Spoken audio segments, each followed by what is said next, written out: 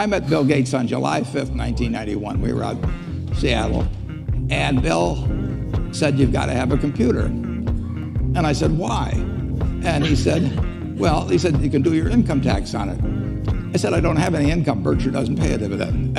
He said, "Well, you can keep track of your portfolio." And I said, "I only have one stock." I said, and he says, "It's going to change everything." And I said, "Well, will it change whether people chew gum?"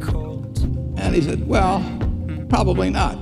And I said, "Well, will it change what kind of gum they chew?" And I said, "Well, then I'll stick to chewing gum and you stick to computers, you know." I don't have to understand all kinds of business. There's all kinds of business I don't understand. But there's thousands of opportunities there. I did understand the Bank of America, you know, and I'll be able, I'm able to do that. I'm able to understand some given percentage. But Ted Williams wrote a book called The Science of Hitting. And in The Science of Hitting, he's got a diagram. It shows him at the plate. And he's got the strike zone divided into 77 squares, each the size of a baseball.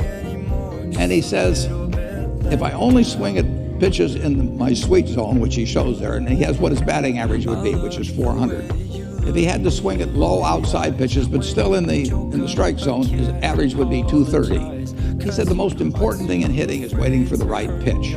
Now, he was at a disadvantage because if the count was 0-2 or 1-2 or so on, even if that ball was down where he was only going to bat 230, he had to swing at it. In investing, there's no called strikes. People can throw Microsoft at me and, you know, you name it, any stock, General Motors, and I don't have to swing. And nobody's going to call me out on called strikes. I only get a strike called if I swing at a pitch and miss.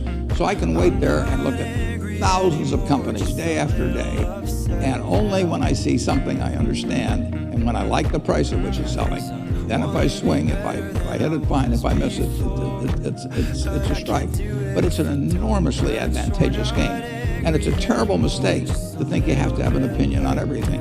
You only have to have an opinion on a few things. In fact, I've told students, if when they got out of school, they got a punch card with 20 punches on it, and that's all the investment decisions they got to make in their entire life, they would get very rich because they would think very hard about each one. And you don't need 20 right decisions to get very rich. 4 or 5 will probably do it over time. So I don't worry too much about the things I don't understand. If you understand some of these businesses that are coming along and can spot things on, if you can spot on Amazon, for example, I mean, it's a tremendous accomplishment what Jeff Bezos has done. And I tip my hat to him. He's a wonderful businessman. He's a good guy, too.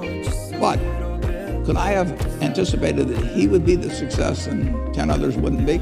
I'm not good enough to do that. But fortunately, I don't have to. You know, I don't have to form an opinion on Amazon. And I did form an opinion on the Bank of America, and I've formed an opinion on Coca-Cola. I mean, Coca-Cola's been around since 1886. There's 1.8 billion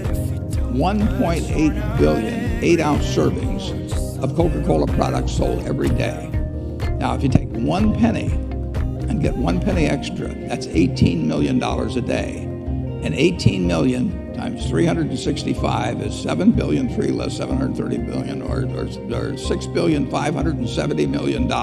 So annually, $6,570 million from 1 penny. You think Coca-Cola's worth a penny more than, Joe's Cola? I think so. So, and I've got about 127 years of history that would indicate it. So those are the kind of decisions I like to make. And you may have an entirely different field of expertise than I would have. Probably much more up to date in terms of the kind of businesses that we're seeing evolve. And you can get very rich if you just understand a few of them and understand their future.